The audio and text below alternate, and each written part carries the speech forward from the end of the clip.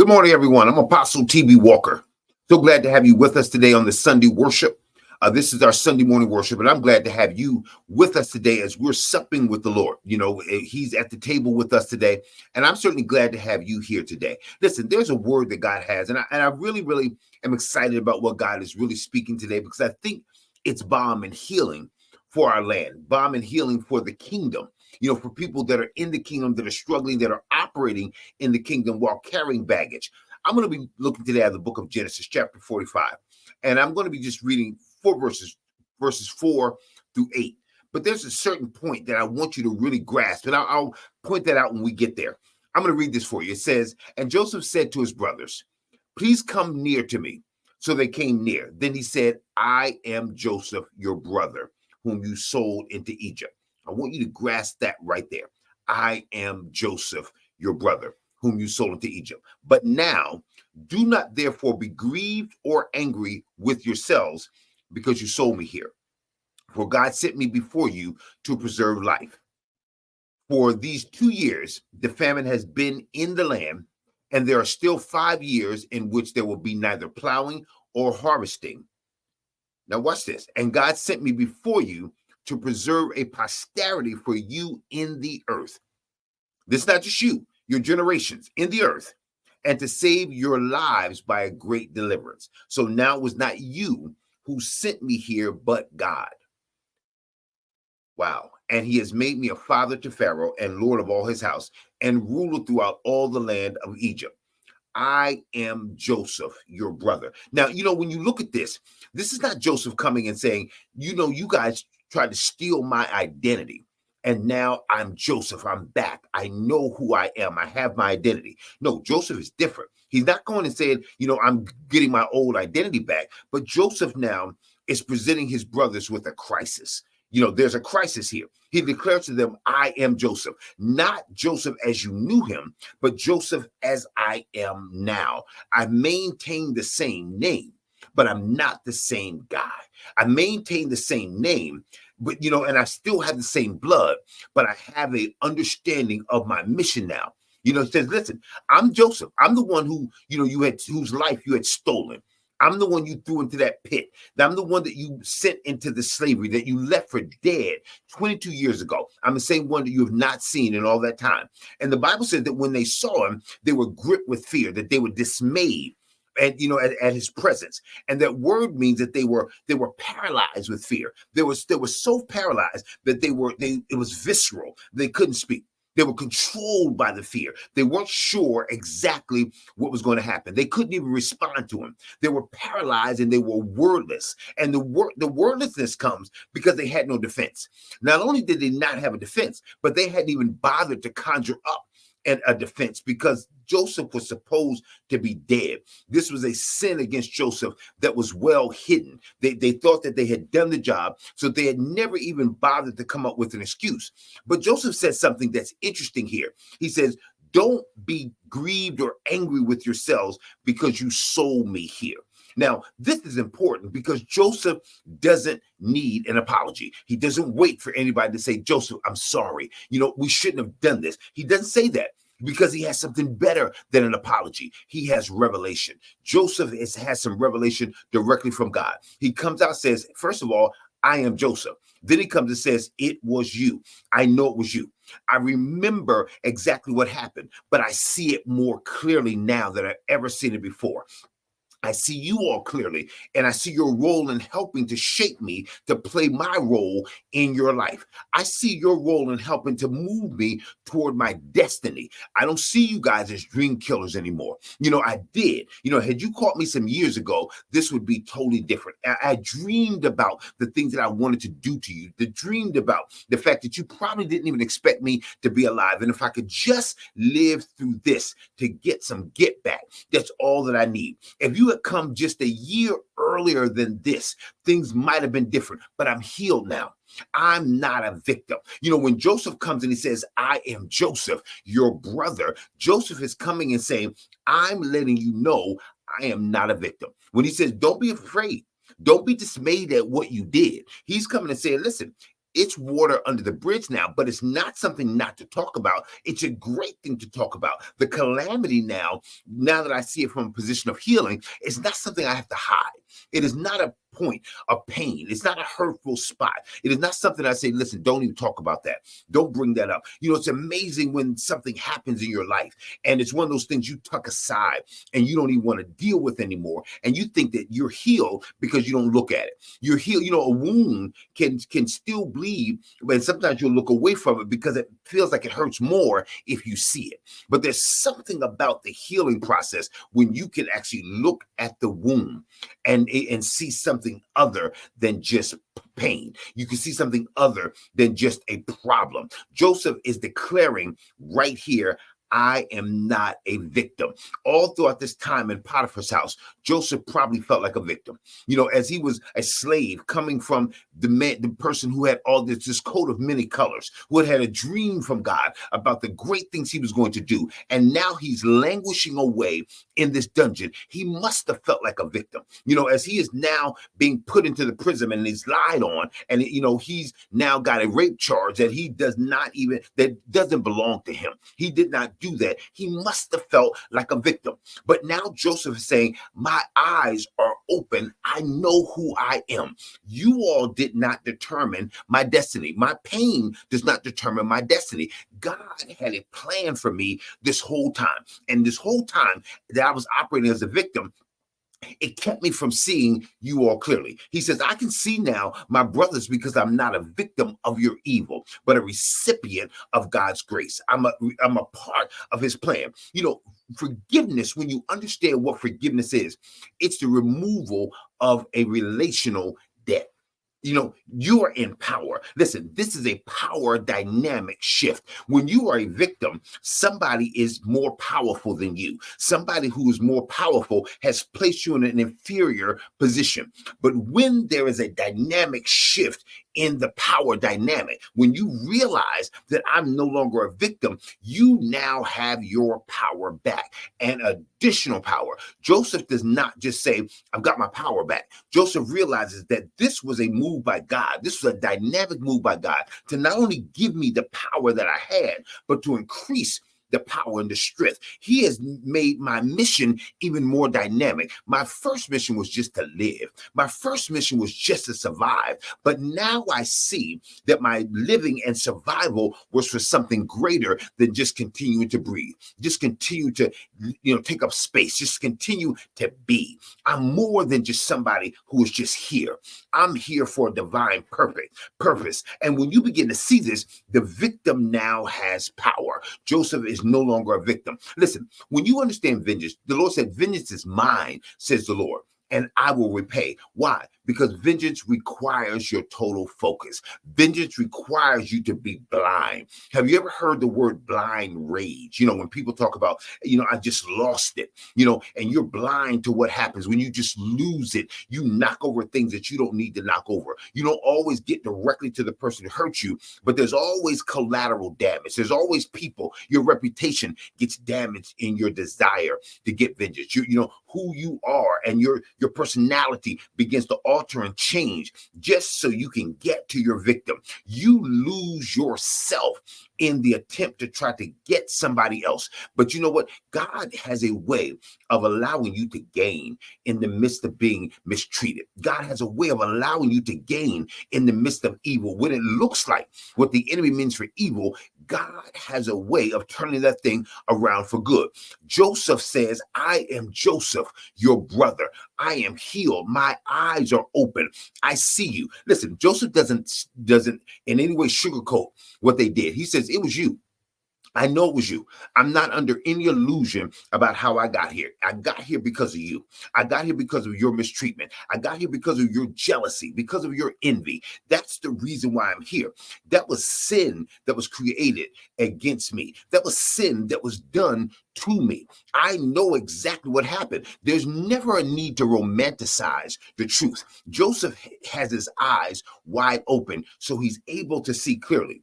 But Joseph in his compassion, Joseph in his healing, Joseph in his change says, listen, I'm not grieved about it anymore. I am so over it. And not only am I over it, but I don't want you to be grieved and I don't want you to be angry. Listen, when we get healed, one of the things that happens is we still sometimes want you, the person who did the thing. We want them to pay a price. Listen, I'm not paying a price anymore. I'm good, but I think there's still something you ought to pay. No, Joseph was healed and he wanted them to be healed. Joseph was past his grief. He was past his anguish. He was past his pain and he wanted his brothers to be past it too. That's one of the ways that you know that you're healed, that you want people around you to be healed.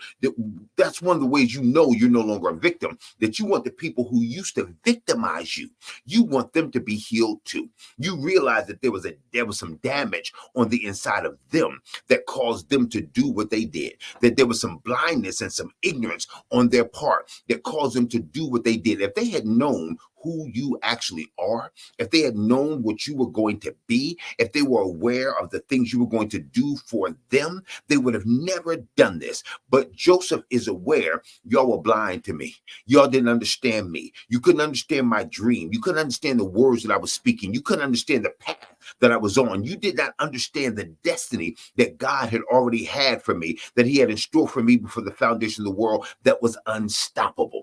I'm walking and living in an unstoppable destiny. That means that every enemy that comes against me, that everything that is set an array against me cannot stop me. No weapon formed against me can prosper. It's formed. It does a work, but it does not prosper in the thing that it is trying to do, but it causes me to prosper in spite of everything that it's attempting to do. Joseph doesn't diminish the fact that they sold him into slavery. He doesn't diminish the fact that these years of pain was because of them, but he saw something in it. He was able to see God's divine purpose in the whole thing. And he realized, God, your purpose was greater than the evil that was done to me. Your purpose in this problem was greater than the pain that I had to go through. Listen, when we are sinned against, when somebody hurts us, we're either tempted to do one or two things. We want to pretend that it never happened. You know, when we look at forgiveness, we look at forgiveness as a pretend game. You know what? Why don't I just blind myself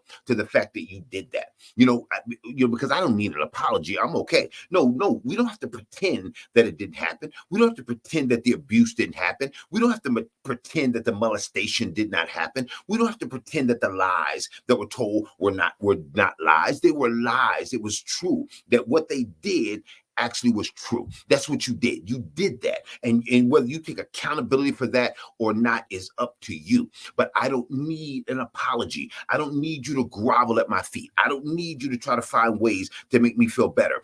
God has made me feel better by elevating me in spite of what you did. God has made me feel better by giving me an identity I never expected. I'm not just your brother Joseph. I'm somebody different because of what happened to me. Because of what happened to me, I see God differently. Because of what happened to me, I'm a survivor in a way that I never would have known that I'm a survivor. I knew I had an anointing. I knew I had gifts, but I didn't know I was a survivor. I had no idea that I could survive things that destroyed other people. I had no idea that I was made of tougher stuff than the things that I thought I was made of. Everybody thought I was just a soft kid with this coat of many colors on. Then here comes the dreamer. That's all they thought that I was. I had no idea that I could go into a pit without water and live through it. I had no idea that I could deal with these Arab slavers, who were notorious for their brutality and live through it. That I could be a slave in Potiphar's house, that I could be thrown into a dungeon with an indeterminate sentence, and that somehow I could make it through that and could still prophesy in a dungeon. That's who I am. God has just shown me something about myself, about who I am. So I'm not going to ignore the overarching hand of God in my circumstance. But I know what's going on now. Joseph comes and he gives him revelation. He says, listen, God sent me before you to preserve a posterity for you in the earth. Listen, your children and your children's children are going to be blessed because of my pain. Your descendants are going to be blessed because of my pain. You will have descendants because of my pain, but not just my pain, my ability to survive danger, my ability to survive hardship, my ability to cry in the dark. Your children are going to have a story to talk about. They're going to become a people and a nation because I wept and nothing happened, because God allowed me to stay in there. Listen, there are people right now that are going to be more blessed by your pain than your money. There are people that are going to be more blessed by your pain than your position. The fact that you were able to take a licking and keep on ticking, the fact that nothing was able to stop you from moving, even though everything was arrayed against you. This is the thing that he says, and God sent me here to save your lives by a great deliverance. Why was Joseph in Egypt? He had to be there. Listen, that's somebody's revelation this morning. You had to be there. Listen, why did I go through that? You had to be there. Why was I in that family? You had to be there. Why did they leave me on the side of the road? They had to. Why was I abused? Why was I mistreated? Why was I cast out? Why was I marginalized? Why was I ostracized? It had to happen. You wouldn't even be the person you are had it not been for that. Had they not knocked you upside the head, had they not slapped you, had they not accused you falsely, you would not be who you are. And where you're going is directly connected to where you've been. Listen, during those 7 years of famine, there are groups, there are many racial groups that dwindled. There are many ethnic groups that died out. There are many ethnic groups that assimilated, just to survive. There are people, there are whole peoples that died. But these Hebrews who were sojourners in Canaan, they were in danger. There were 70 of them. They were in danger of being totally wiped out. They would have been extinct. They would have lost their purpose. But Joseph's sorrows were for a purpose. Every one of his tears were for a purpose. All the stripes that he took was for a divine purpose. I'm keeping people alive. I'm living. And listen, every day Joseph would wake up alive. I imagine there were days that he hated the idea that he could see the sun. I imagine there were days he hated the idea he could hear the birds chirping in the morning. That means another day of this misery, another day of this prison, another day of this dungeon. God, when are you going to get me out of here? And my brothers, can you imagine the dreams that he had, the nightmares that he had, that how could they? I have no one. I am a peopleless person. I've lost mother and father and brothers. I have nobody that cares for me. But God was using all of this pain. God was taking this pain, not his pleasure, not his anointing, not his gifts, but God was using his pain. God is wonderful in how he's able to use what the enemy means for evil. The enemy meant for you to be destroyed. I want you to get that. The enemy meant for you to be depressed. The enemy meant for you to be in a mental hospital today. The enemy meant for you to just be wandering the streets, babbling and talking to yourself, having no sense of identity. You were not supposed to be here, clothed and in your right mind. You were not supposed to be able to look around and still see your family. You were not supposed to be in the position you are right now, even if you were alone, that you were supposed to be alone but lost in your head. But God was now saying, Joseph, you are a preserver and a provider. They're calling you a prisoner and a rapist. But here's your real identity. You are a preserver and a provider. You're going to preserve your family, but you're going to also provide conditions for them to become a nation. That's what God did. That's what God was doing in the midst of this pain. If his family had not come to Egypt, they would have assimilated among the pagan in Canaan, and they would no longer be a distinctive people. Because of Joseph's pain, God put him in a position where he could handle it. Listen, some of your praise today ought to be when you look at yourself. There's moments when we look up to heaven, we look around, we turn to our neighbor, but this is a moment where you need to look at yourself and then look at your God. God, I see what you made in me. I see that I'm made out of Teflon. I'm made of tougher stuff than I ever thought I was going to be. The people are distinctive. They are Hebrews who will later become Jews, who become God's chosen because of this man right here. You are in pivotal spots in your family and you may not be aware of it. You may feel like the black sheep of the family or the outcast in the family, and you have no idea the purpose and the plan that God has for your life. The reason why you're ostracized and you still make overtures, the reason why nobody wants you there, and you're still blessing the Lord in spite of what you're going through. You realize that God has a plan for preservation and for provision. God put them in a place where they could grow. God put them in a place where they could become distinctive people. And check this out. No lemonade. This is not God making lemonade out of the lemons. This is not Joseph coming and saying, hey, free lemonade. Y'all gave me lemons, but guess what? I made lemonade out of it. No, this was the plan. Joseph didn't say, listen, out of this evil came something good. Listen, I made the best of a bad situation.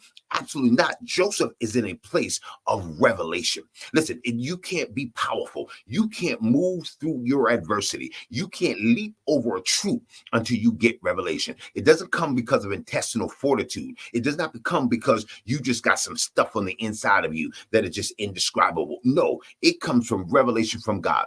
This is part of the plan. Listen, when God tells Joseph, stay on the plan, Joseph has to know that this is the plan. God, is this what you're trying to do? Is this what you wanted to do? God's not reacting to anything that Satan does. He's not reacting to anything that the brothers do. This is a part of his plan. God had a specific plan to save Abraham's descendants. He made this plan long before Joseph was ever born. He was going to fulfill his promise that his descendants would be great. And Joseph was a part of this greatness. He had no idea he was great. He was great when he was born. He was great when he had favor with his father. He was great when he was thrown into the pit. He was great when he was sent into slavery. He was great in the dungeon. He was great while they forgot who he was. And he was great when they called him up to Pharaoh's quarters and Joseph interpreted the dream. He was great when they put him in position, and he was great when he forgave.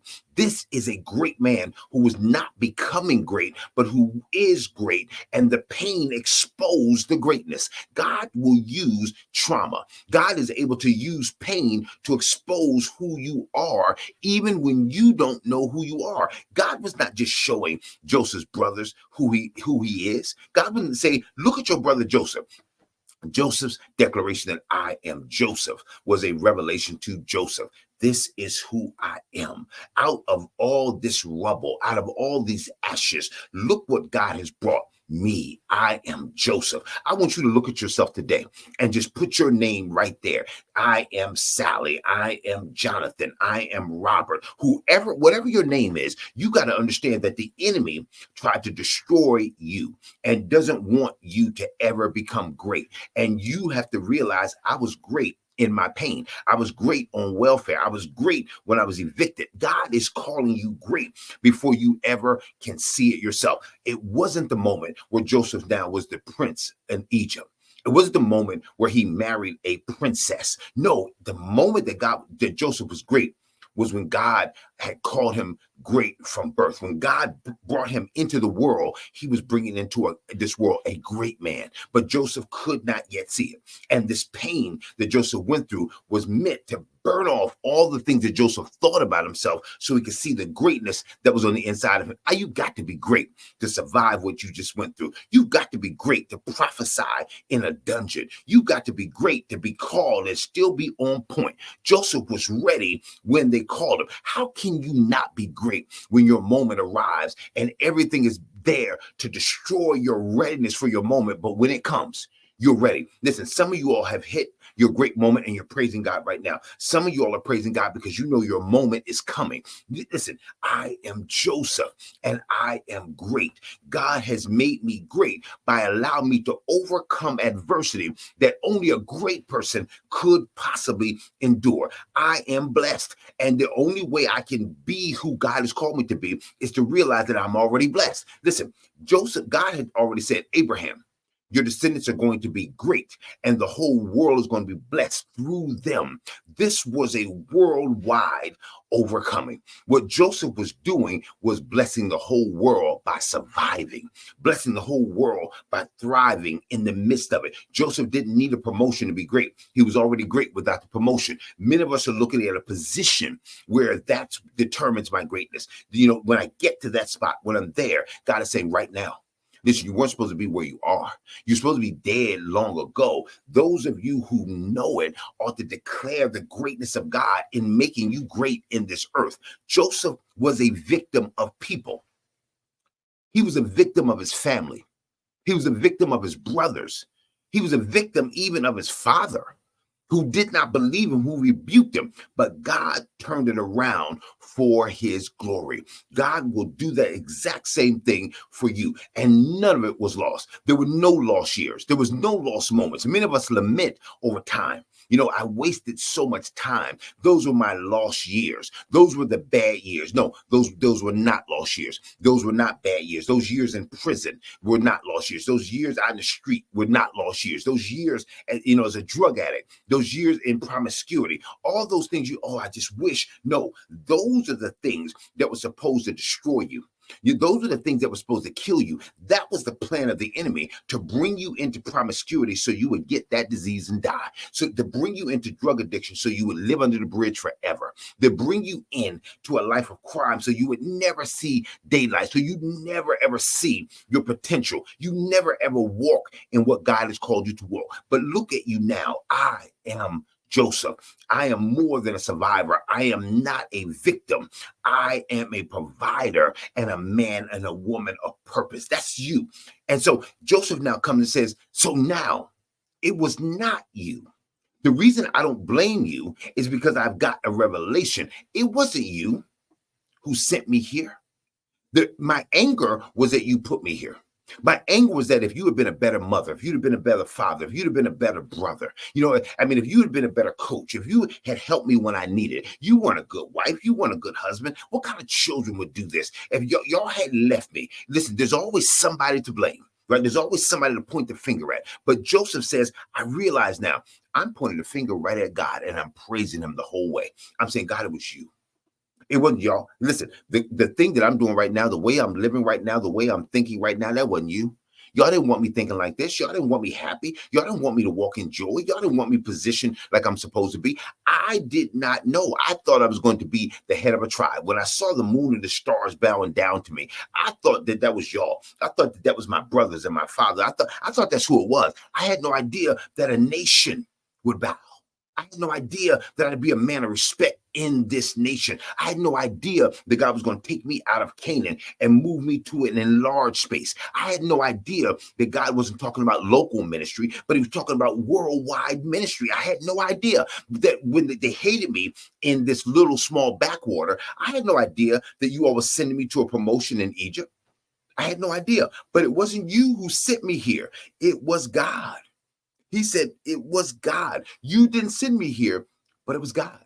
Every action that was taken was allowed by God because God saw the greater good. Everything that happened, every stripe, every smack to my face, God allowed it. Wait a minute. Joseph now says, I'm not going to let you take credit for my success. Listen, when you're there, when you're in that place of healing, you begin to realize I'm not letting the enemy take credit for anything. I'm not letting the people who tried to victimize me take credit for anything. You guys had no idea. What you did, you planned it for evil. Later, Joseph would say, what you did it for evil purposes. But it was God who used that for good. God saw your heart. He saw everything. He knew your plan was destruction. You wanted to hide me. You wanted to get me out of the way. You didn't want to hear my voice again. You hoped that I would never prophesy again. You didn't want to see my ministry flourish. You didn't want good for me. But God allowed your plan to work. Watch that. God allowed it. He saw your plan. He saw your heart and stood by and didn't do anything. God actually allowed everything. As a matter of fact, God used your evil plan for my good. He arranged my enslavement. I'm not mad at you now because I see exactly what's going on. He allowed it for the purpose of saving many people alive. Joseph realized something. God rules my life, not good men. Not bad men, not people who like me, people who don't. That God rules my life, not circumstances or situations, not fate, not simple. The idea of destiny rules my life. No, it is God who rules my life. God is in control, and because God is in control, all things work together for good, for those who love God. I learned to love God in the midst of this slavery. I learned to love God in the midst of this pain. In being broken down, I learned how to love God, and I realized that there's a purpose for my life. I realized that though my dream may have been destroyed, that the reason for my birth, the reason for me being here has arisen on the inside of me. Listen, when you begin to look at this and you look at what God is doing in your life, when you look at how this whole thing works for us, we don't know what God is doing. We don't always agree with what God is doing. We can't always see what God is doing, but we look to God's character. And that's the key. We know for certain that in the midst of evil, in the midst of pain, in the midst of trauma, God is accomplishing something good. In the midst of all that you're going through right now, you need to know that this is not a rubble. This is not a broken down building that you're living. This is God skillfully working circumstances together so that what he has spoken before you were ever born is going to come to pass. God used his brother's sin. Listen, everything you've been through, every word that's been spoken to break you down, every word that has just got connected to your heart, every word that has altered and changed your personality, that made you think you are ugly, that made you think you are useless, that you are nothing. All those things, God didn't stop it. He could have stopped it. He could have shut their mouths. He could, just like he shut the lion's mouth with Daniel, he could have shut their mouth, but he didn't. He allowed those things to happen so that you could ensure not only your survival, but the survival of the same family of people that hurt you. Listen, you know that you're healed when you can come to help the people who hurt you. You know you're healed when you no longer want people around you who hurt you to bleed anymore. When you no longer want them in pain. When you see their confusion and them being baffled by your power position, by the shifting of the power dynamic, that I'm no longer a victim now, but I am a victor now. I am victorious in this. And people are afraid when you operate in victory. The wonderful thing is when you come and say, you don't even have to apologize to me. I see the plan. You don't have to come and bow to me because I understand the plan. No. Joseph doesn't come and say, listen, say the right things and it'll be okay. God has already spoken the right things to me and it is okay. Listen, this is forgiveness, but this is also restoration. Listen, when that relational debt that is owed has already been paid when you forgive. When you literally say, I'm letting the debt go, you don't have to pay me back. You don't have to say anything to make me feel better. But now I'm also going to move in restoration. I'm going to allow the relationship to come back as if the relational debt never occurred. That's the wonderful thing here about Joseph. He not only operates in forgiveness and removing that relational debt, but he operates in restoration, which is I'm acting as if it never happened. That's powerful. That's healing. When you look at this, there are times when the intention to hurt sometimes can be so bad that you can't restore. You can forgive, right? You can let the debt go, but you can't restore. There's just the relationship will never be what it was. And there are times when that's there. But then when that window is open, when you're healed, and you realize that for good, I want the relationship back. You can actually operate in restoration even without anybody saying anything. When you're able to embrace them again without them ever saying anything, you are operating in supernatural power. Listen, Joseph had the handcuffs taken off of him. Joseph had all the fetters and the chains taken off of him. And I want you to be able to hear this message today, to realize that God is saying, I want you to be free today. I don't want you looking for debts. I don't want you looking and saying, they never said a word. They never apologized to me. You don't need an apology. You are blessed. You survived it, and God allowed it for your good. You are here. And today is a day of praise. Today is a day of worship. Today is a day of thanksgiving.